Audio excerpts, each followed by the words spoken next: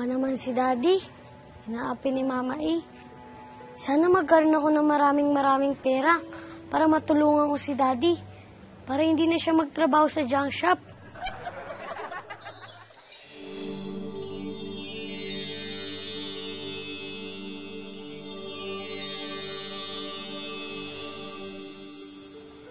Hi, I'm Katy Ferry. Your fairy guardian. Narinig ko kanina yung pag-emote mo, ah. Talaga po? Matutulungan mo po ako sa Daddy ko? Oh, well, don't make me cry, little boy. Hihingi tayo ng tulong sa mga duwende. Don't worry, ha? Mga duwende?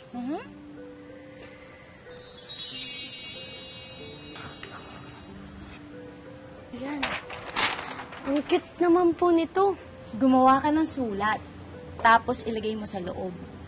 Pag nabasa na ng mga duwende yung sulat mo at nalagpasan mo yung pagsubok na binigay nila, at saka lang matutupad yung wish mo na limpak-limpak na pera para sa daddy mo.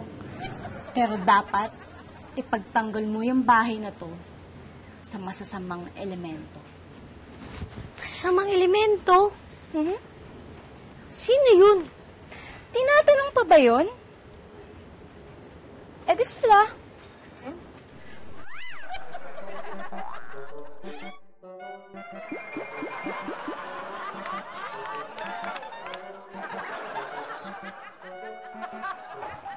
Bernie, mauna ka, Bernie! Mari, mas matapang ka sa akin. Hindi, ito.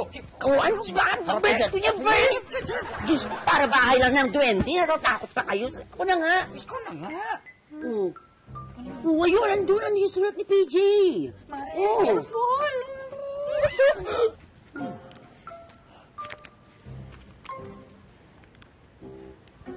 Naku, mukhang desidido nga yung anak ko na mangarap talaga.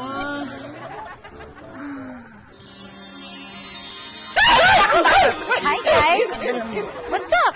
I'm Katy Ferry. Okay? Let's talk. Okay.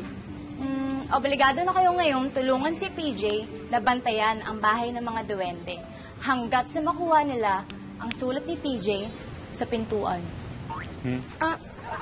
Babantayan? Bakit kailangan bantayan? Sino naman ang kukuha ng sulat ni PJ? Ang kampon ng kadiliman. Ang masasamang elemento. Wait. Sino ang masasamang elemento? Ano ba yan? Tanong ng tanong? Paulit-ulit? Sino pa ba yung masamang elemento dito? Ayan, oh!